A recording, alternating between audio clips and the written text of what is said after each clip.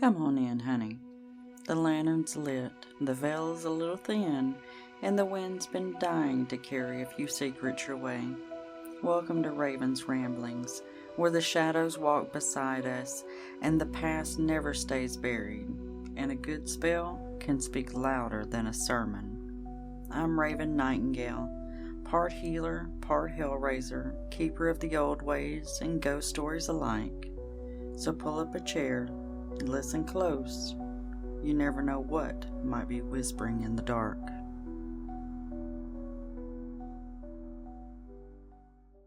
Hello, everyone, and welcome back again to Raven's Ramblings, where we talk about witchcraft, spirituality, folklore, and all the wonderfully strange things that make life a little bit more magical. I am your host, Raven. How y'all doing? Mm. And I'm so glad that you're here. So, let me ask you a question. Have you ever looked at someone else's altar online and thought, well, mine currently has a cat toy, three receipts, and a random pin on it? Because, same. Yeah. I swear, some of these altars that are online look like they were designed by professionals, like a professional interior decorator who just happened to be possessed by a woodland spirit. Everything is perfect. All the candles match. The crystals are arranged just right. There's fresh flowers and moon water, handwritten grimoires, and somehow, and I still don't figure this one out, not a single speck of dust anywhere. Yeah. Meanwhile, I'm over here trying to figure out where I left my damn pack of matches and stuff, and, well, honestly, just trying to find my ass half the time. So I started to think about why so many of us do that. Why do we see someone else's practice and immediately start measuring our own against it? Why do we look at something beautiful and somehow turn it into evidence that we're not doing enough? And that's kind of what I want to talk about today. We're going to talk about the difference between practice and performance. Yeah. Because I think a lot of witches, especially in this day and age, are carrying around some kind of expectation that was never really ours to begin with. Now, before anyone gets defensive, this is not me bashing social media by any stretch of the imagination. I love social media.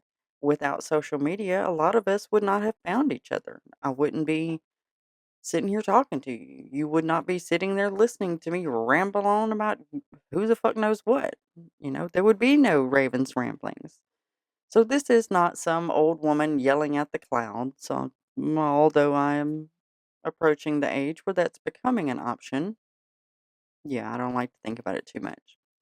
What I mean is that social media has a tendency to show us a highlight reel. And that is true for everything. People post up these amazing vacation photos, right? They don't post the argument that they had in the airport. People post up those beautiful family pictures, the professional made ones and all that. They don't post the chaos that happened 10 minutes before that photo was taken. And witches post their very best witch moments, not their ordinary ones.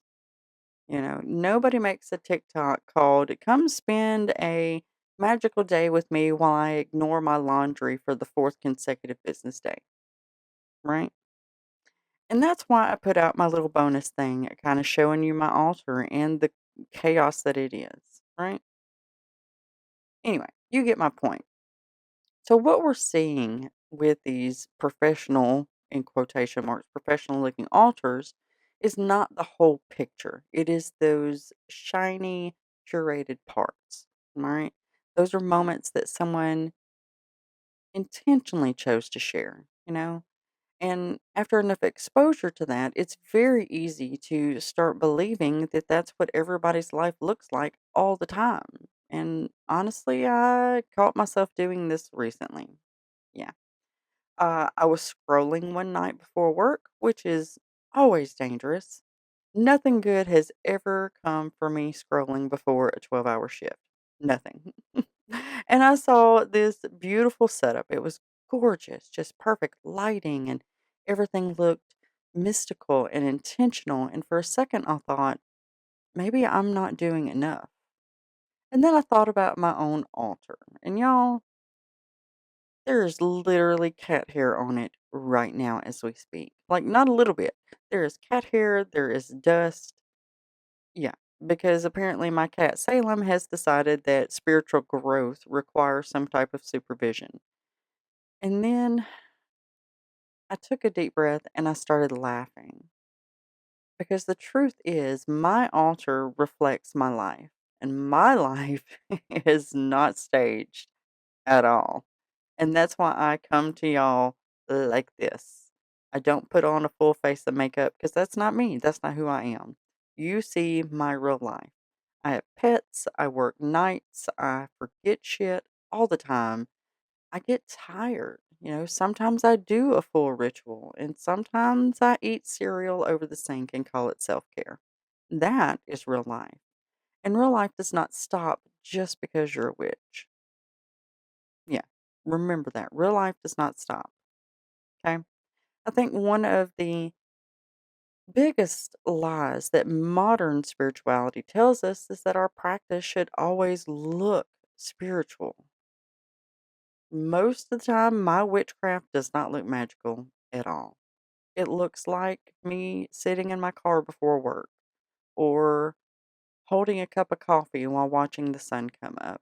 Um, it looks like taking a deep breath before I walk into my workplace. And it looks like whispering to myself, help me help somebody today. That's it. No chanting, no dramatic music, no raven landing on my shoulder carrying some ancient wisdom, which would be fan fucking tabulous. But that's not real life. But if it ever does happen, you can damn well bet I'm going to be on here telling you about it. All right. Most of my spiritual life happens in those small, quiet moments, the moments that nobody sees. And I really, really think that's true for a lot of people, especially those of us who don't live out in the woods like a bog witch, because we have jobs and families and responsibilities and people who depend on us. And life gets busy, sometimes incredibly busy. And well, when life gets busy, the first thing many witches do is start feeling guilty. We think, I haven't done a ritual in weeks, or I missed the full moon. I forgot the Sabbath. We had a whole episode about that. Yeah. Or I haven't touched my tarot deck. I personally have not touched my tarot deck in a month and a half, 2 months, hmm, maybe longer. I'm not sure. Am I still a witch? My answer is yes. And yours should be too, because of course you are.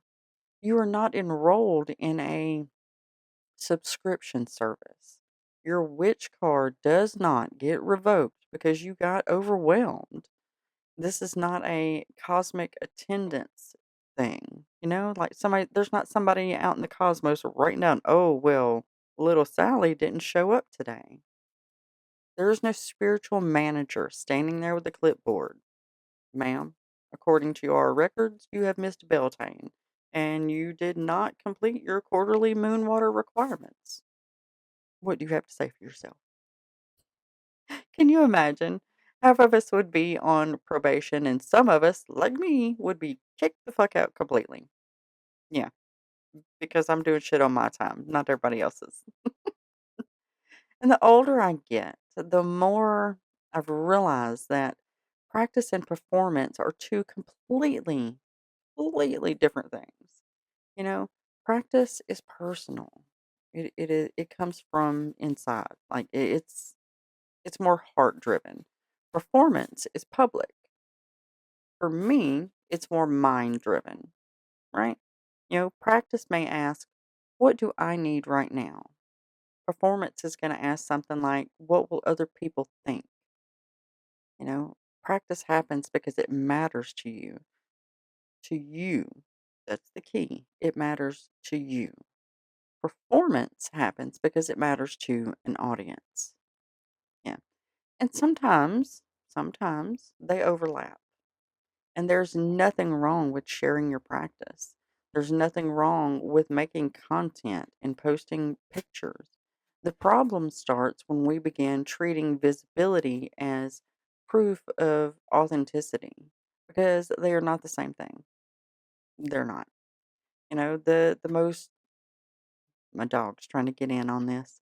The most powerful spiritual experiences that I've ever had were not photographed. They were not posted or shared. They were quiet, personal, private.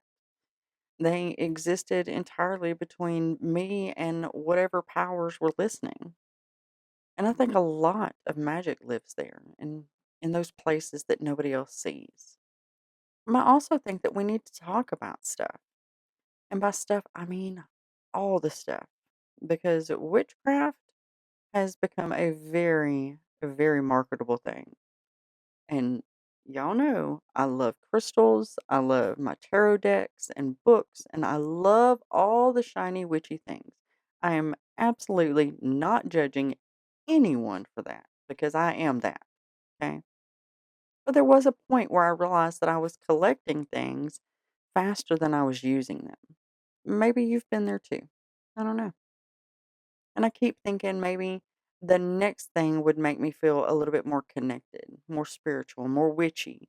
And eventually I learned that connection is not sold in a shop. You cannot order connection from Amazon. I do order a lot of shit from Amazon, though. But you can't buy a meaningful spiritual practice. You build one slowly through things like repetition and experience and showing up. Not because it's impressive for an audience, but because it's meaningful. So maybe the question isn't, does my practice look magical? Maybe the better question is, does my practice feel meaningful? Because those are two very different things. One is about how something appears to others, and the other is about a relationship. Yeah. And we all know how appearances can always be deceiving, right? But a relationship, that's usually pretty solid. Because if there's one thing I've learned over the years is that magic is a relationship. It is a relationship with yourself, with spirit, with the ancestors, with your Can you stop? Freya. Uh, it is a relationship with your gods. It is a relationship with nature. It is a relationship with whatever it is that makes you feel connected to something larger than yourself. And relationships aren't built through those perfect aesthetics. They're built through presence. So if you've been feeling behind lately, if you've been feeling like everyone else has some secret that you're missing, or if you're feeling like your practice isn't enough, let Mama Raven tell you something right now. Your practice doesn't have to look like anybody else's. And I know y'all heard me say that before. Write that shit down. It doesn't have to be pretty or perfect. It doesn't have to be social media worthy. It just has to be your practice. That's it. Because maybe the most magical thing we can do isn't trying to look like witches. Maybe the most magical thing we can do is just simply be witches. Messy and busy and imperfect and human and still magical. Thank y'all for spending this time with me today. I really do appreciate all of you. You have no idea. And if this episode resonates with you, please like, subscribe, share, tell a friend, tell everybody. I don't know. Follow me on all my socials. I try real hard not to put out some kind of weird aesthetic. And until next time, my dears, stay curious, stay wild, and stay witchy. Bye.